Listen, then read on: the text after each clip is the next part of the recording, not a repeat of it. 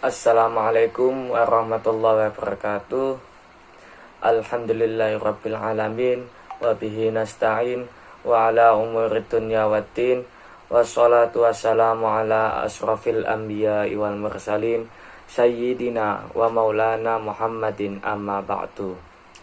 Sebelumnya perkenalkan, nama saya Husain dengan NIM B01219018, mahasiswa jurusan Komunikasi Penyiaran Islam UIN Sunan Ampel Surabaya. Dalam 7 menit ke depan akan menjelaskan sedikit tentang tawakal dan ikhtiar. Nah, di sini saya juga mengambil referensi buku dari karya Nahrawi yang berjudul Keutamaan dan Rahasia Tawakal. Di sini juga saya menggunakan judul yaitu Manusia yang Berusaha, Tuhan yang Menentukan. Nah, apa sih yang dimaksud manusia yang berusaha, Tuhan yang menentukan? Yang dimaksud adalah sebuah ungkapan dari perwujudan antara ikhtiar dengan tawakal.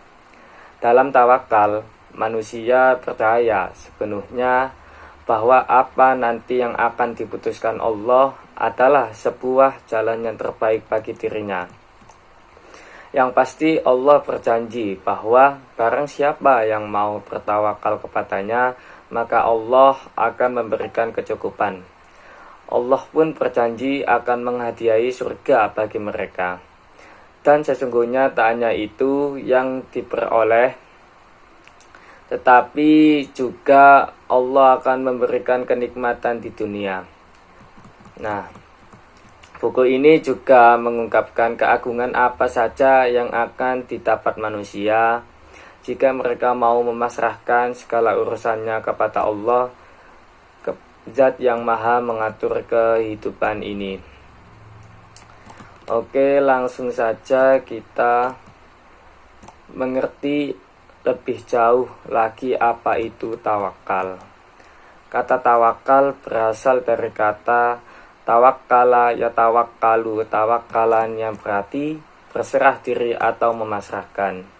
Imam Al-Ghazali mengatakan bahwa tawakal adalah penyandaran hati kepada wakil atau yang ditawakali semata. Sementara itu, Am-Manawi menjelaskan tawakal adalah menampakkan kelemahan serta penyandaran diri kepada yang ditawakali atau Allah Subhanahu wa Ta'ala. Al-Qadri berkata, hendaknya kalian ketahui secara yakin bahwa tidak ada yang berbuat dalam alam wujud ini kecuali Allah, dan bahwa setiap yang ada alam wujud ini kecuali Allah, baik makhluk maupun rezeki, pemberian atau larangan, bahaya atau manfaat, kemiskinan atau kekayaan, sakit atau sehat, hidup atau mati, dan segala hal yang disebut sebagai sesuatu yang maujud, semuanya itu hanyalah dari Allah.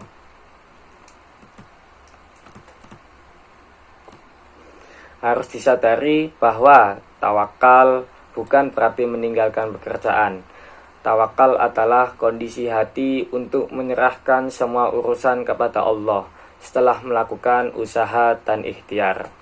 Bekerja dan beraktivitas terlebih dahulu, baru kemudian menyerahkan semua hasil pekerjaan itu kepada Allah. Itulah tawakal yang sesungguhnya. Tawakal tidak berarti duduk di rumah sambil berpangku tangan menanti rezeki turun dari langit.